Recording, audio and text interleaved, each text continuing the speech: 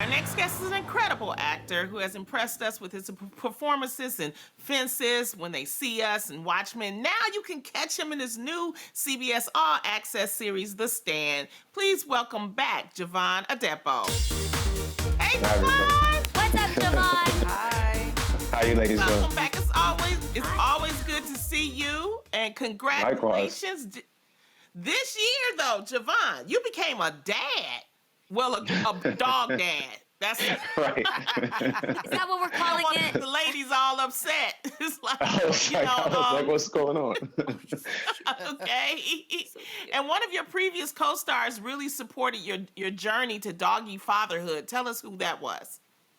Yeah, that was my former castmate and a good friend of mine, Justin Thoreau from The Leftovers. He's a huge advocate of dogs. He's a big dog lover, animal lover in general, and so he was definitely one of the first people that I contacted when I was thinking about getting a puppy.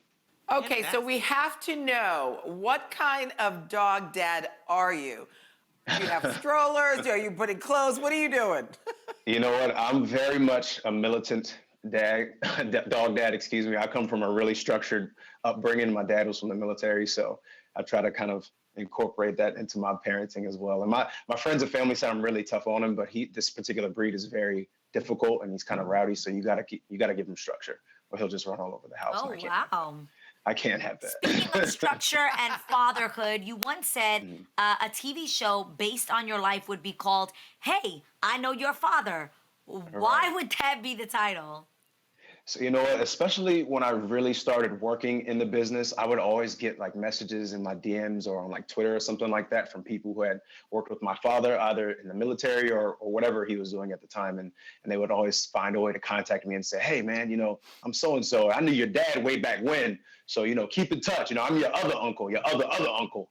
There are like 60 uncles now that I've never met before, but it's always interesting to kind of hear the stories that they have about my dad and other family members and stuff. Oh, that's so cool. Yeah. Well, I want to ask you about this. Many people have been using the pandemic as a time to get as fit and focused on self-care. I know I am one of them. And you've actually had to bulk up for a few of your roles. So do you actually like working out, or is it just like a work thing that you suffer through?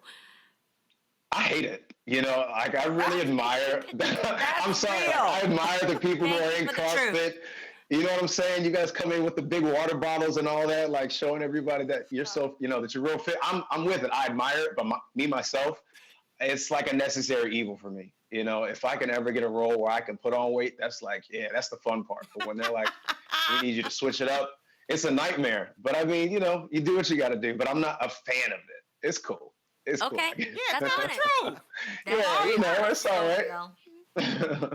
Well, you know what? We are excited for your new role in Stephen King's The Stand. The show's director and writer, Joss Boone, asked you to play the part of Larry, and you obviously agreed. But what was your first reaction to the character?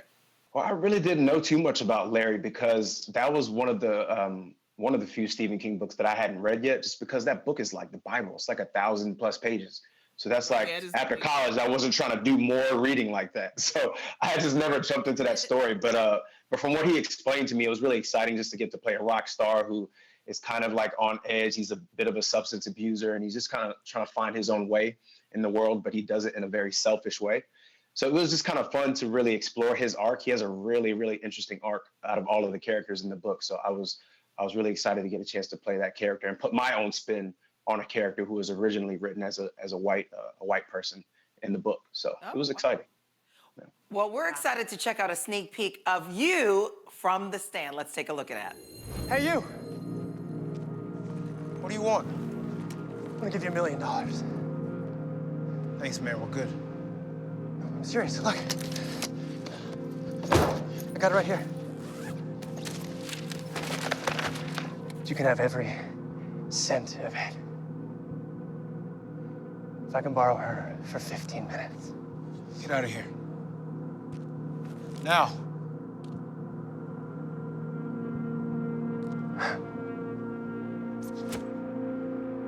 That's a mistake. Wow. Not only is this a great cast right here, but you've also worked with so many incredible actors just throughout your career. So I have to ask, who has given you the best piece of advice? Man, I mean, I've been really fortunate in finding a handful of actors that I really admire and respect, and try to ask advice when I need it. But one of the frequent people is Mahershala Ali. He's somebody that I've always been able to kind of reach out to and talk to about anything in the industry. You know, there's always going to be ebbs and flows in the business, and if you're still trying to figure things out, it does help to be able to reach out to somebody who you respect. And Mahershala is definitely one of a good handful of people who have always been able to kind of give me advice when I needed it. He's a great guy. Wow. Great guy. Oh my Fantastic. gosh. Jovan, thank you so much for stopping by and hanging out with us today. The Stand, everybody, premieres tomorrow on CBS All Access.